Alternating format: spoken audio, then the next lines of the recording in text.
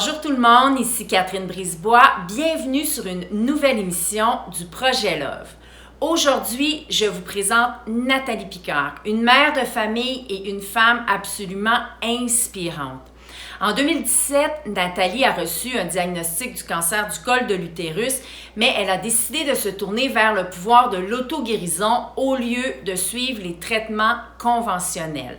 18 mois plus tard, Nathalie est totalement guérie et décidée plus que jamais à partager son histoire. Mais attention, il ne s'agit pas ici d'une pilule magique, mais bien du pouvoir que nous avons de transformer notre perception de la vie et notre manière de vivre. Alors oui, c'est possible de guérir le cancer naturellement. Alors, je suis en compagnie de Nathalie Picard. Merci Nathalie d'être avec moi aujourd'hui. Mais ça fait plaisir de t'accueillir chez moi. Qu'est-ce qui s'est passé en 2017 quand tu as reçu ce diagnostic-là? En fait, c'était en mars 2017, suite à une chirurgie mineure au niveau du col.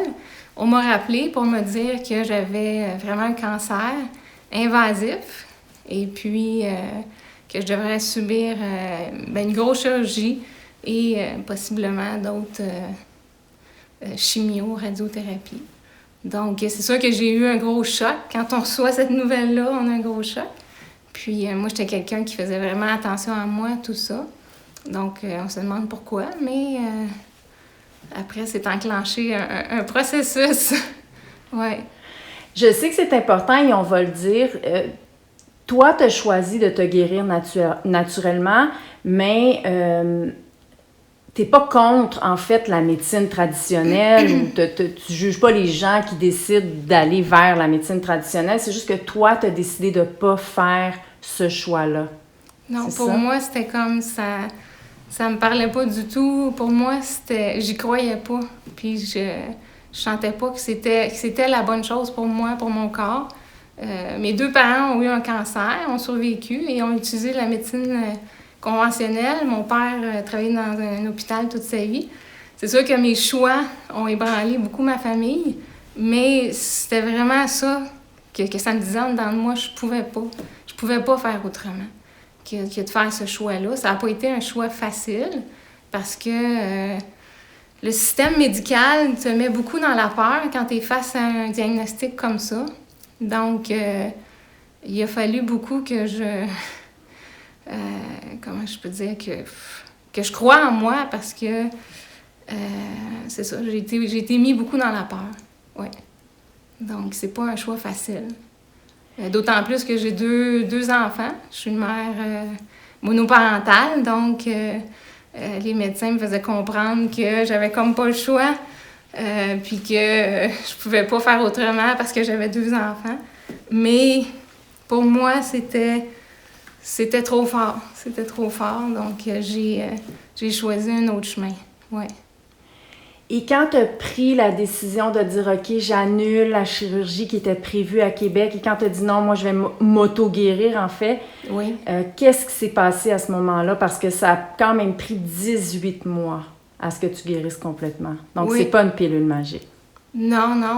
Puis lorsque j'ai pris la décision, j'ai pris cette décision-là de ne pas avoir la chirurgie, j'avais enclenché depuis quelques mois un processus de guérison, différentes actions que je faisais, mais mon cancer n'était pas complètement guéri. Mais je savais que mon corps était dans la bonne voie. Puis, en fait, j'ai cancellé la veille de la chirurgie. Puis suite à ça, j'ai dû couper temporairement les liens avec ma famille, puis avec mes amis, parce que ces gens-là avaient peur pour moi, puis je les comprenais. Et puis, moi, j'étais pas assez forte pour faire face à ça. Je devais juste, moi, avoir confiance en moi, c'était déjà beaucoup. Mais je savais que mon corps allait faire la bonne chose. Mais de faire face aux peurs des gens, c'était trop difficile. Donc, je me suis isolée pour un certain moment, pour vraiment garder ma force intérieure. Ouais, c'est ça. Et qu'est-ce que ça veut dire s'auto-guérir? ta définition à toi, en tout cas? Ben en fait, tout le monde a ce pouvoir-là en dedans de lui. C'est la force de vie qu'on a en dedans de nous. Si on donne ce que notre corps a besoin, il va faire ce qu'il a à faire. Les animaux dans la forêt, naturellement, quand ils sont malades, ils vont jeûner, ils vont s'isoler et puis ils vont se guérir. Quand il y a un feu de forêt, si par la suite il y a encore des minéraux dans le sol, il y a du soleil, il y a de l'eau, la forêt va repousser. Donc c'est simplement le processus de la vie. C'est de s'arrêter, c'est de se reposer, c'est de prendre soin de soi, se donner de l'amour, puis donner à notre corps peut-être ce qui a manqué, puis ce qui a réparé, ce qui a causé. Aller voir au centre dans nous, qu'est-ce qui a pu causer ça. Ouais. Et concrètement, c'est quoi les premières actions que tu as posées pour justement commencer à t'auto-guérir? Qu'est-ce que tu as changé ou qu'est-ce que tu as instauré comme pratique dans ta vie? Le repos, ça a été pour moi quelque chose de difficile. Puis aussi dans notre société, c'est difficile de se donner le droit de prendre le temps de se reposer. Moi, j'ai toujours été une fille vraiment d'action, qui avait plein de projets. J'ai autoconstruit ma maison, j'avais plusieurs emplois, tout le temps plein de projets, 2 enfants. Je fais beaucoup de sport de plein air. Donc, je me donnais rarement le temps de me reposer, puis j'écoutais pas toujours mon corps. Mais encore aujourd'hui, il faut que je me parle des fois, de vraiment m'écouter quand je suis fatiguée, de prendre le temps de me reposer, puis aussi de me donner... J'ai besoin de beaucoup de moments de solitude dans la nature. Ça, c'est important pour moi. Fait que je suis à l'écoute de ça. Ouais. Et là, on s'est parlé avant, donc ce que je sais, comme tu l'as mentionné, tu étais quelqu'un qui prenait déjà bien soin de toi, de ton alimentation, mais tu as quand même, je pense, jeûné dès que tu as su que tu avais le cancer ou en tout cas que tu as décidé de te guérir naturellement. Ben pas dès le départ. Dès le départ, je me suis mis à manger cru. Ben, j'étais déjà j'étais végétalienne depuis nombreuses années, mais pas crudivore. Donc, je me suis mis à manger cru. Et aussi, j'avais coupé complètement les fruits. Ce que, selon moi, parce que chaque personne est différente, mais qui n'était pas une bonne chose. Parce qu'on dit, bon, il y a plusieurs écoles de pensée, mais il y a beaucoup de gens qui disent que les sucres, ça alimente le cancer. Mais en fait, mon expérience et mes recherches m'ont montré que le fruit des sucres, ça n'alimente aucunement le cancer. Au contraire, ça va alcaliniser le corps. Et l'important, c'est qu'il faut alcaliniser notre corps. Et puis, les fruits, ça donne beaucoup d'énergie. Il y a énormément d'antioxydants, énormément de vitamines. Donc, moi, j'avais coupé les fruits au début. Puis, selon moi, c'était une erreur. Oui. Et puis, par la suite, j'ai été faire un jeûne de 21 jours. Je dis pas que je referais le même cheminement. Hein. Puis j'ai de la misère aussi à dire j'ai une réticence à dire exactement mon processus parce que je veux pas que les gens appliquent à la lettre ce que j'ai fait parce que chaque personne est différente. Chaque personne a besoin de quelque chose de différent. Et puis moi j'ai rencontré des personnes qui ont auto-guéri des cancers aussi, qui m'ont vraiment inspirée. Puis ils n'ont pas nécessairement fait le même cheminement que moi. Donc, il faut faire attention, il faut vraiment s'écouter. Puis, donc, le jeûne, c'est pas nécessairement fait pour tout le monde, mais ça a vraiment des grands bienfaits. Oui, le jeûne, je pense que c'est bon, mais il faut le combiner avec un travail énergétique pour ne pas tomber trop dans des basses fréquences vibratoires. J'aime ça que tu mentionnes. Merci beaucoup de dire que c'est pas une pilule magique et de toute façon, tu racontes ton histoire parce que tu veux inspirer les gens à reprendre le pouvoir de leur propre vie, pas à suivre de manière copier-coller ce que tu as fait parce qu'on est différents. Oui. Dis, Nathalie, tu parles souvent d'apprendre à s'écouter. Oui. Comment on fait ça concrètement, apprendre à s'écouter? Ben moi, en fait, pour moi, je parle pour moi, c'est d'être dans la nature, quand je suis dans la nature, seule, je suis vraiment connectée à moi-même. C'est aussi simple que ça. Je peux pas... Mais comment tu fais pour reconnaître, par exemple, dire « Ah, aujourd'hui, il faut que je me repose ». Ouais. C'est quoi les petits signaux que tu as appris peut-être à détecter ou qui ont fait que, justement, là, tu prends le temps d'accueillir ça? Ou... Oui. Ben, quand je sens que mon énergie est plus basse, que j'ai moins de vitalité, là, à ce moment-là, j'ai besoin de repos. Ou des fois, je vis des émotions aussi. Et puis, je sais que là, j'ai besoin aussi d'être seule puis de les laisser aller. Ouais. Mais ça c'est moi. Puis moi, d'être connectée... Pour être connectée à moi-même, c'est vraiment... oups! C'est vraiment d'être dans un lieu paisible, en nature. Moi, c'est ça ma recette.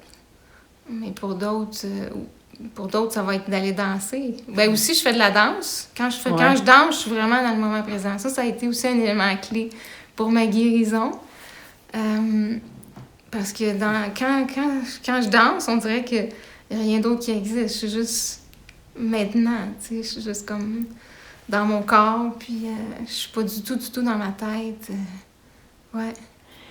Et là aussi, toi, quand tu as décidé de guérir et de transcender les peurs, tu as aussi décidé de faire ça advienne que pourra, coûte que coûte, à 100%.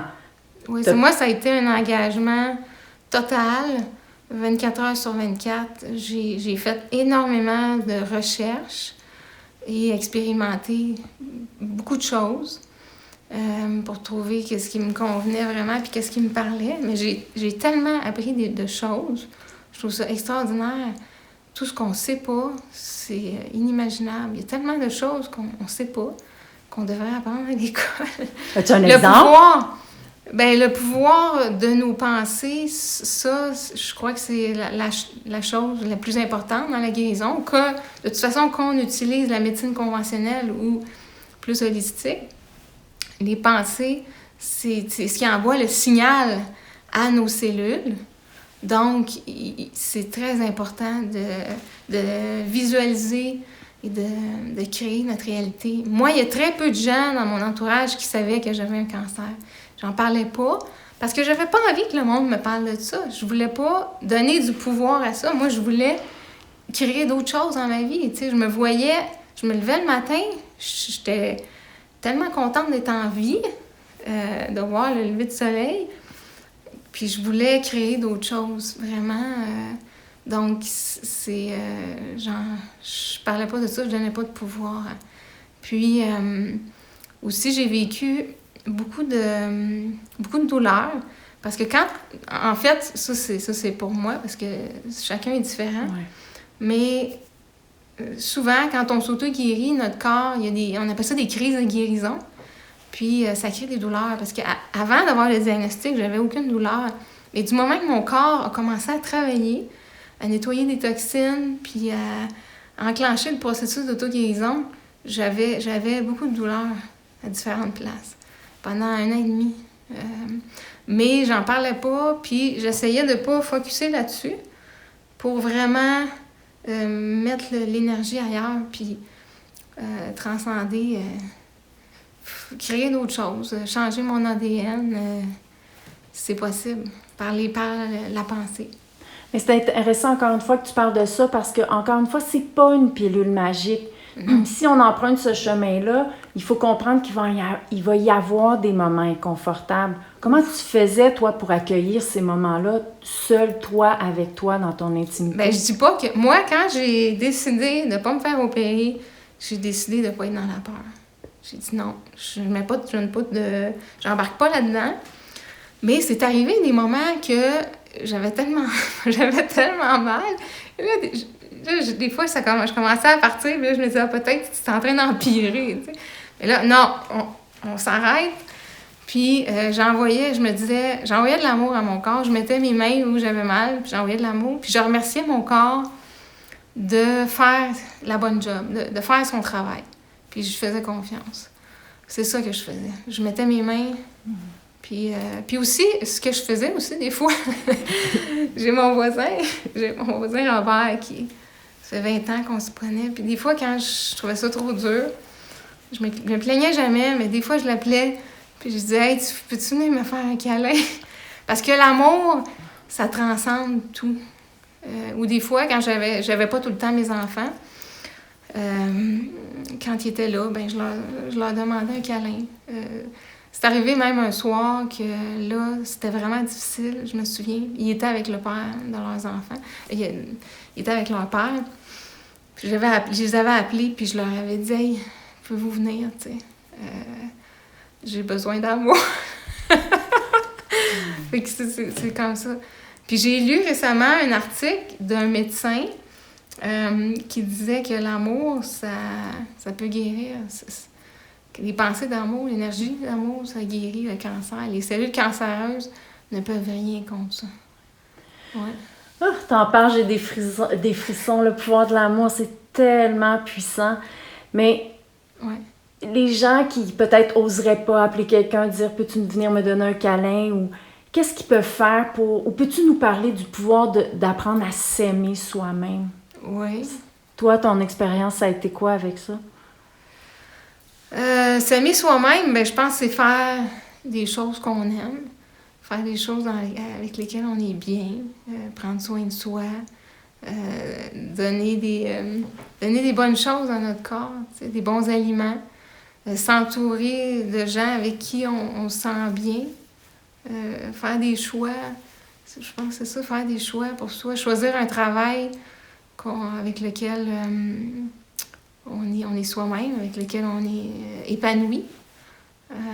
Ça peut être juste aller prendre un bon bain avec des huiles essentielles. Je pense que c'est ça, s'aimer. Aussi, c'est s'aimer, c'est avoir de la compassion pour soi, puis accepter que des fois, on peut avoir des moments de faiblesse, puis qu'on n'est pas parfait, tu sais, puis se pardonner. Puis à la fin de notre journée, ben, se donner une tape dans le dos, puis dire « Hey, bravo pour ta journée », tu sais.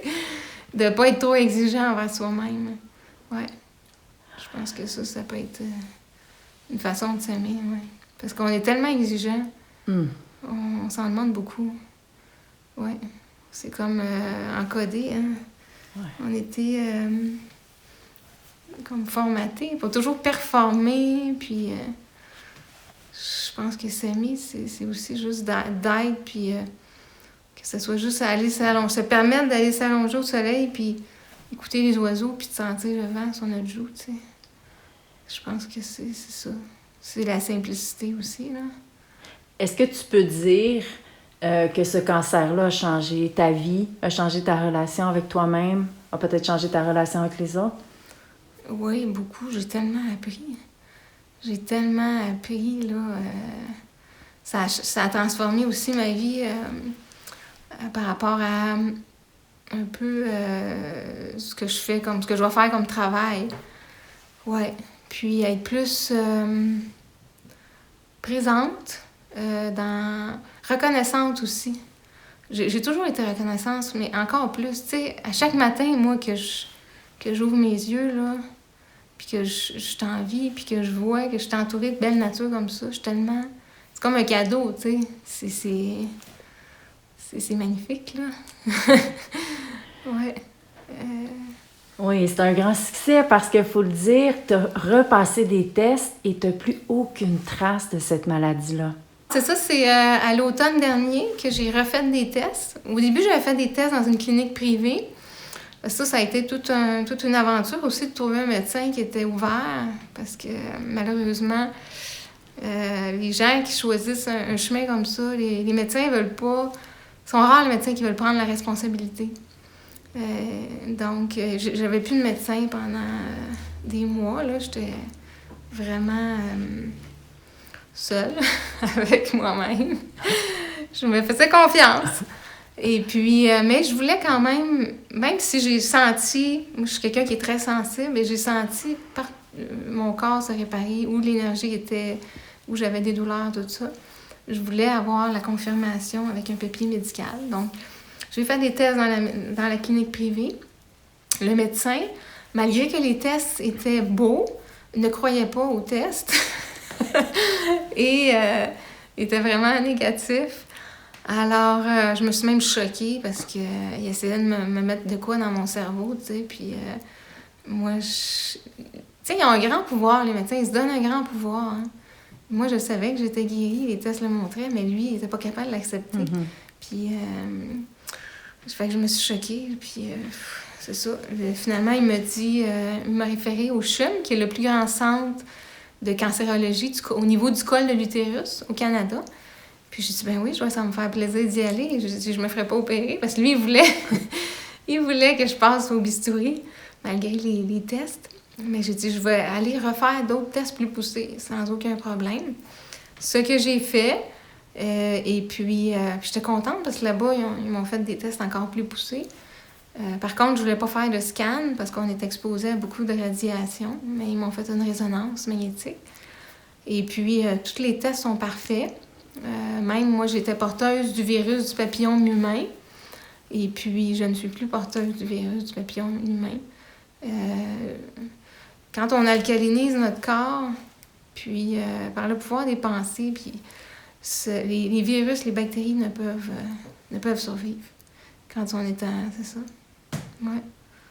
Donc, tu n'as plus aucune trace de la maladie. Tu t'es vraiment guérie de ça. Oui, même que j'ai régénéré plusieurs parties de mon corps. J'avais des cheveux, quelques cheveux blancs qui sont redevenus châtains.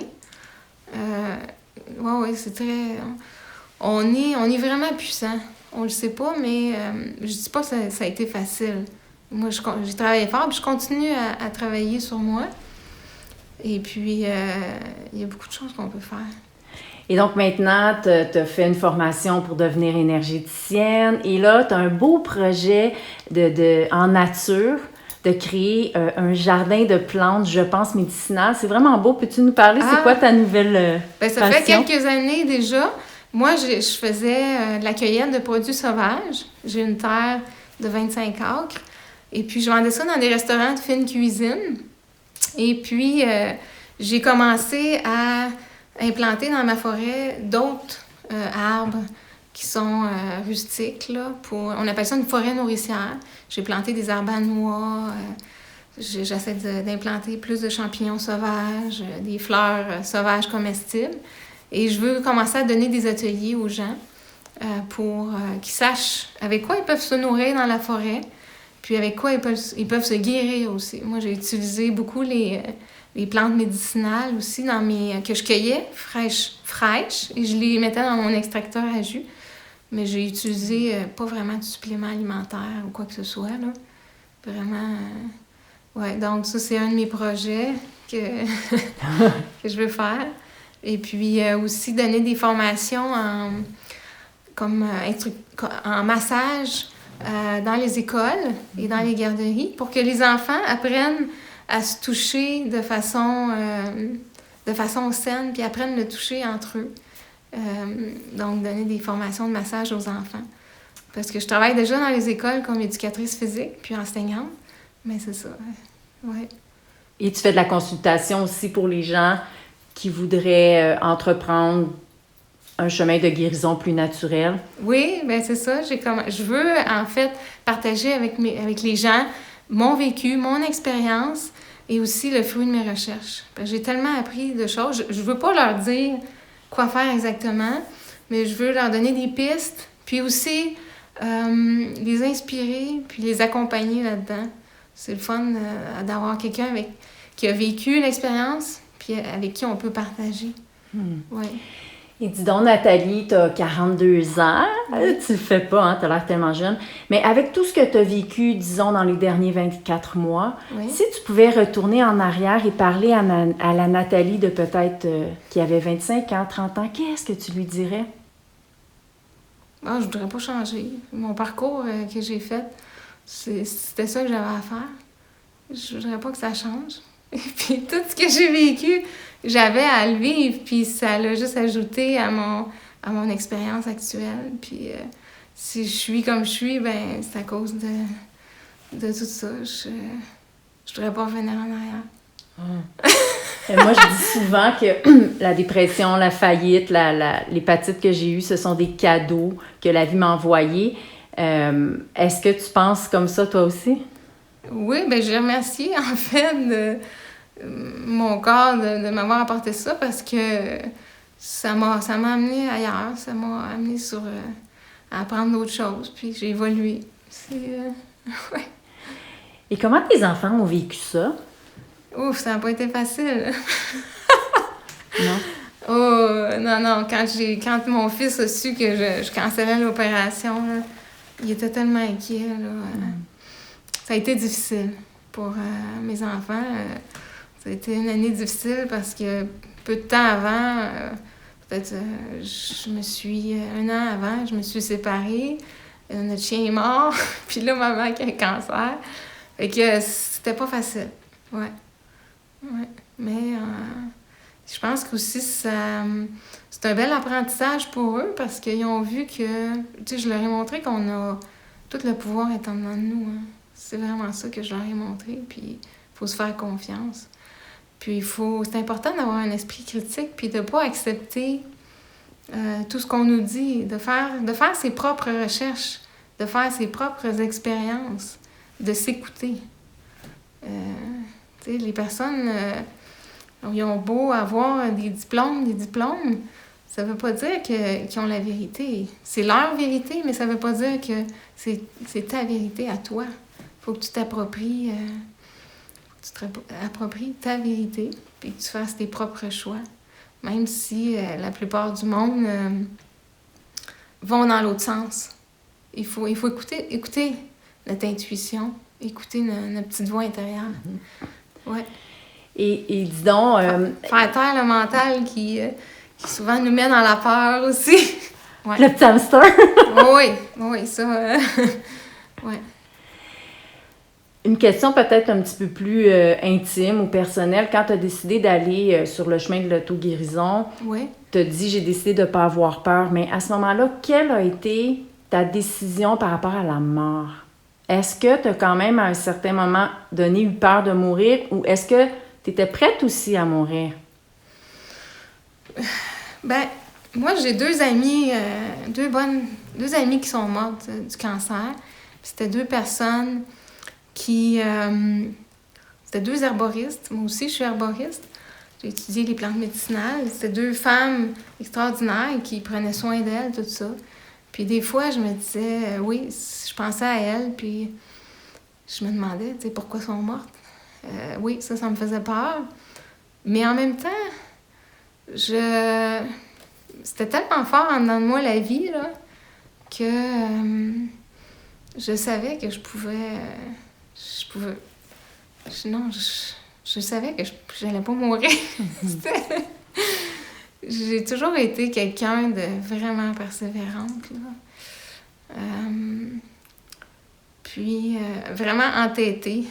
Très entêtée. Mon père pourrait vous le dire. Ça t'a servi, là? Oui.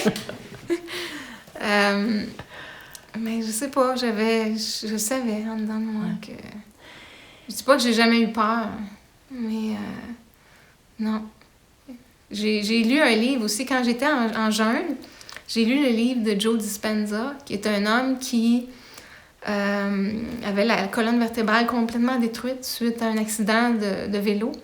Et les médecins disaient qu'il devait se faire opérer et qu'il y aurait plein de séquelles. Et puis, lui a décidé que non, il n'allait pas se faire opérer. Il est allé chez des amis qui l'ont pris un peu en charge parce qu'il n'était pas autonome, mais pendant 3 mois, il a fait de la visualisation, 3 heures par jour, et il a tout reconstruit, sa colonne vertébrale. Le pouvoir du mental est tellement fort, moi je savais que tout était possible. Ouais. Mais c'est ça, j'ai vraiment travaillé pour, très, très fort. Puis je dis pas que ceux qui n'ont pas réussi... ils n'ont pas travaillé puis ils sont pas guéris. Ça veut pas dire qu'il y a des personnes qui vont mourir, mais qui sont quand même guéries. Qui sont quand même guéries à un certain niveau, là. Oui, puis sans aller trop dans le sujet, on va tout le monde mourir à un certain moment donné. Ça, c'est clair. Donc, ça fait partie de...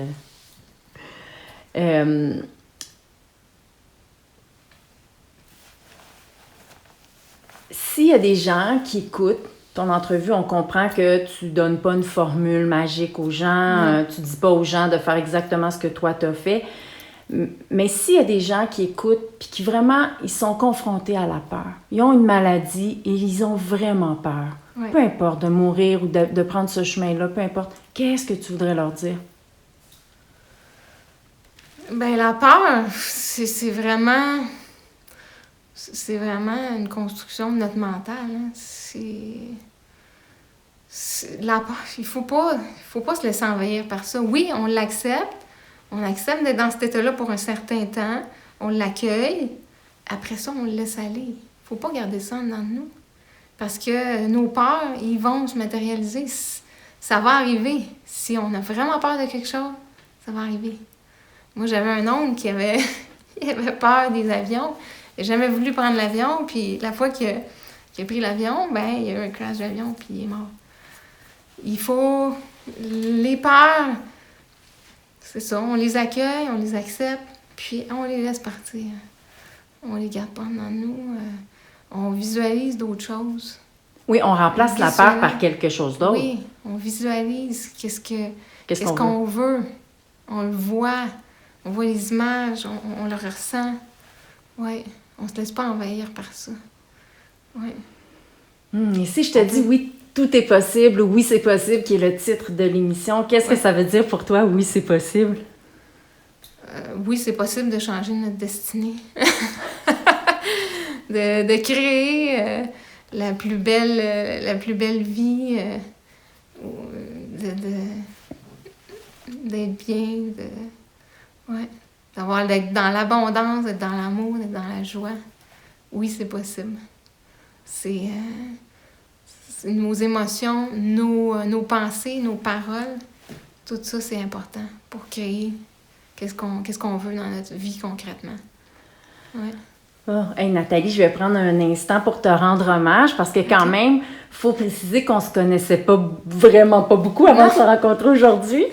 C'est quelqu'un qui a lu, tu as écrit un très beau texte que tu as publié sur Facebook que je mettrai un lien pour que les gens aillent lire ce texte-là parce qu'en fait, ce texte-là a inspiré des milliers de personnes.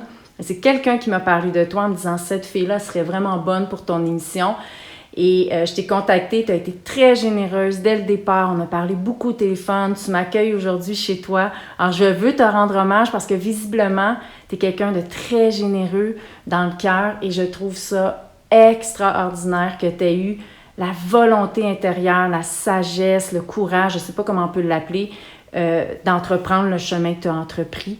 Alors, merci parce que de toute évidence, tu es une lumière dans ce monde-là. On a besoin de gens comme toi et j'espère du fond du cœur que ton histoire va inspirer plein de gens. Mais oui, c'est ça que je veux. Comme tu disais, ne serait-ce qu'apprendre à se connaître, qu'apprendre à aimer encore plus. C'est peut-être pas la maladie qui ont à guérir, mais on a tout le monde quelque chose à transcender intérieurement. Alors, merci d'être cette belle personne-là. Merci d'avoir pris le temps de me rencontrer, de partager ton histoire. Je te souhaite le meilleur pour tes projets à venir, que ce soit la consultation, tes choix énergétiques, ton jardin médicinal que j'ai hâte de visiter. Merci beaucoup, beaucoup, beaucoup. Et puis, longue vie à toi et à tes projets. Merci à toi. Ça reste là, ça finit. Ah, ben, merci. Avec un câlin. Merci. Merci.